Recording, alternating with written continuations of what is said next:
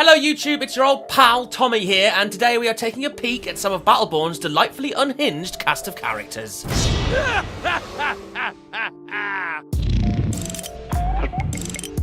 We were kindly invited to go check out Battleborn, 2K's upcoming first-person shoot-and looter RPG MOBA type game, made by those lovely chaps over at Gearbox. We played a few PvP modes at the event, one which resembled a traditional shooter experience called Devastation, essentially team deathmatch with capture points on the map, and one called Meltdown, where you have to guide your robo-minion friends into a giant gaping mouth which eats them while fending off enemy players doing the same thing. The more minions you feed to the robo-mouth jobber, the more points you gain. However, in this video, I wanted to take a look at some of the characters of Battleborn and how they played in each mode. So let's get down to business! First up is this eagle-faced menace called Benedict. Benedict is what happens when the soldier from TF2 has relations with, well, an eagle. Dirty bastard. Yes, this giant bird brain comes equipped with an even gianter rocket launcher and an exosuit to boost his aerial prowess. He is able to perform unbelievable feats of anti-gravity tomfoolery, such as double jumping and gliding. Now, each character has access to 3 different skills, so let's take a look at what our Benedict can do. His first skill is called Hawkeye, which fires a rocket after a short delay that does damage to an enemy and, more importantly, marks them for a short time, meaning any follow-up rockets you fire after that will home in on them. You can't hide from Rocket Bird. His second skill is called Liftoff. A very straightforward skill. Benedict uses natural winged appendages to launch himself skyward. Useful for escaping any sticky situations, or just to gain an aerial advantage over those idiots who don't have wings. Idiots, stupid, bloody morons. Benedict's ultimate skill is called Boomsday. This fires a player-guided missile for massive damage. You are, however, quite vulnerable while doing this, as Benedict stands still with his iPad Eagle Edition or whatever it is to control the missile. So be careful! So, what did I think of Benedict? Well, I liked him. He seems a nice chap. When he's not vomiting missiles for some reason. I used him in the Devastation mode and found his aerial movement capabilities most useful for traversing the map and getting the drop on unsuspecting enemies. He isn't quite as agile as you may initially think he would be, but once you get used to his controls and skills, you can rule the skies! And the land below you.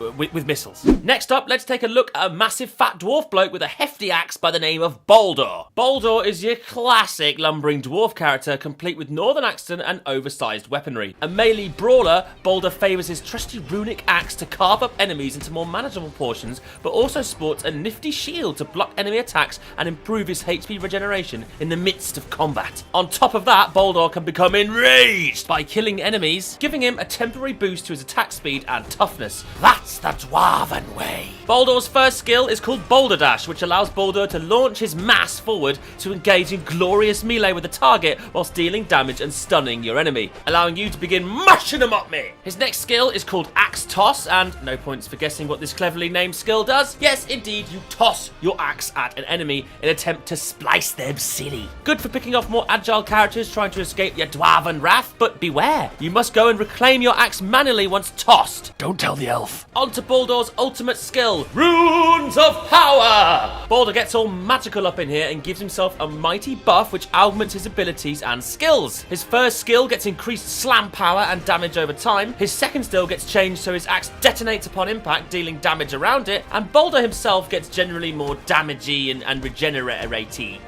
Yeah. How did I fare with this bearded brawler? Well, actually not great. I used him in the Devastation mode, and more often than not, I found myself being kited around like a kite by the more agile characters. Don't get me wrong, Boulder is as tough as a bag of bolts, and I can certainly see him having a place in some of the more MOBA-esque game modes of Battleborn. But in a team deathmatch scenario, I'm afraid speed will trump strength any day. Oh, also, Death! Right then, moving swiftly on, we have a lovely-looking slender girl with a bow called Thorn. Thorn has a distinctly elven feel about her. Look at her, she bloody loves trees, bloody tree hugger, bloody hell. And comes equipped with a powerful longbow capable of making short work of enemy heroes if your aim is true. She can also charge up her shots to curse enemy targets, making them take even more damage for a short period of time. Witchcraft! She is, however, quite flimsy. In fact, a strong wind from Boldur's arse may even make short work of her, so she relies on speed and rapid regeneration to stay sentient. Thorn's first skill is called Volley, and unfortunately it doesn't turn her into a scantily clad volleyball player, you pervert. No, it in fact fires a volley of 5 arrows horizontally in front of her, dealing damage and ricocheting off terrain. Good for clearing waves of minions or enemies grouped together. Her next skill is called Blight. This slender white-haired vixen has a few tricks up her sleeve, and this one summons a dirty green mess on the floor. What will hurt you if you step in it? A nice skill to use defensively if you need to get out of trouble fast. Finally, her ultimate skill is called Wrath of the Wild. And despite my best efforts to get the Battleborn creators to make this move summon a gnarled bear grills, which you can sick upon your enemies, no, instead they went with essentially a giant high-damage green energy grenade which Thorn will lob after a short delay, which is pretty good, I guess. It's not exactly an angry bear grills though, is it? So, how do I feel about Thorn? I love her! Well, just in a normal way. There's nothing going on.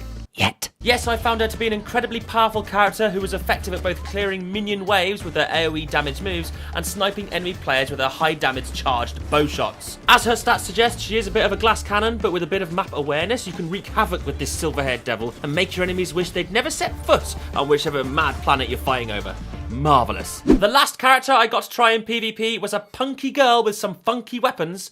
It's Melchor. Melchor is a versatile character with balanced stats who has access to a freakish green claw and a snazzy custom machine pistol, which when used in synergy can be quite devastating. Melchor's machine pistol will afflict enemies with venom, which in turn means her melee attacks will deal more damage to enemies. Yes, that's right, it's the old bullet venom and clawing routine. Classic. Let's have a peek at her skills. Skill 1 is called Claw Lunge. Come here, Squishy! I want you to meet my scary monster bio claw! Melchor leaps forward a short distance to deliver her dirty green claw right into someone's chops for a burst of damage. Most useful for closing the gap to engage in melee, and works well with her next skill, Spike!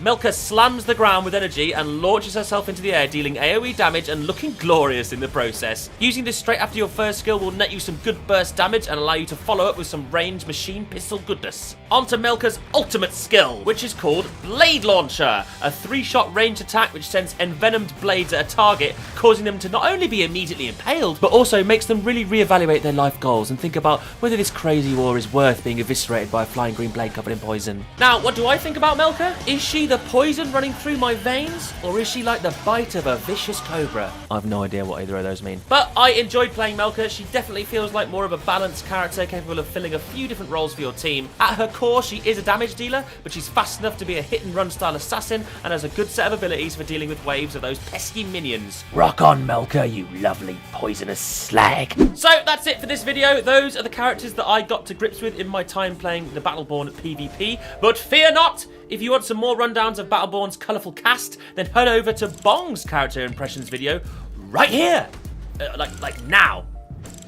Literally now. No, actually click it. Click the button now. Click the button right now. If you haven't clicked the button by now, then you should have. Click it. Click the button!